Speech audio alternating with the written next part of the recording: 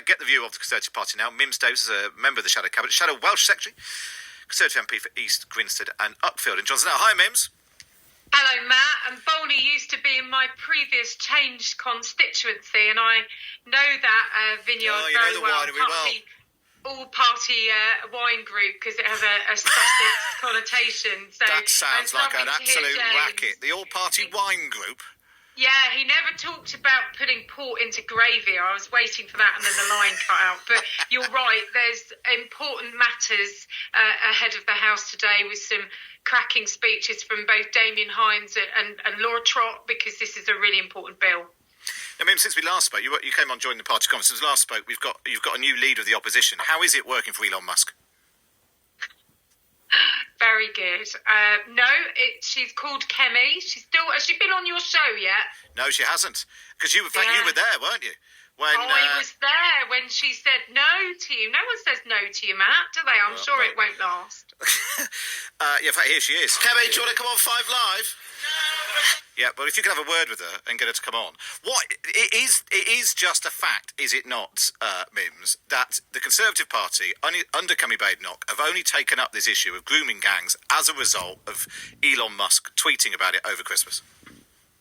Look, if I say no, you're going to say you're protesting too much, but it is absolutely known. If you look at people like Robbie Moore, who obviously is an MP for Ilkley, has been calling for this. And in fact, it's the letter... Yeah, but Kemi Badenoch hasn't been. Kemi Badenoch has not called for a national inquiry at any point until Elon Musk started posting on X about it. So the letter that Jess Phillips sent back to Oldham when they expressly asked for support because it had been through a vote and through their executive, they said it was too difficult for them. This was, in the meantime, followed by that report of saying there are up to 50 gangs in different towns.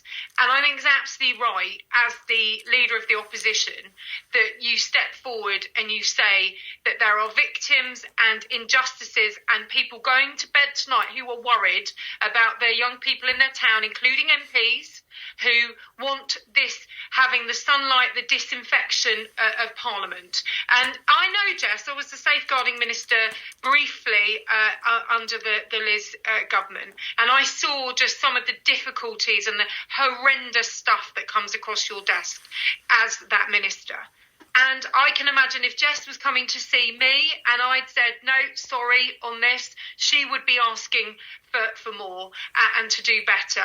And she's not a campaigner now, but there are campaigners out there saying this is going on in our country, whatever is being said on X by, international billionaires, that we need to be unafraid to challenge. And as the Shadow Minister for Women, that is where I'm coming from. On the point of what's raised in the chamber, if it's not raised to you or it's not your direct portfolio, which would have been a Home Office portfolio, if a question had come up in women and equalities, it would have been redirected to the Home Office. But both Rob Jenrick and Kemi have spoken about this in articles and wider, saying just because something hasn't come up in the chamber does not mean you've not been having meetings and discussions about it.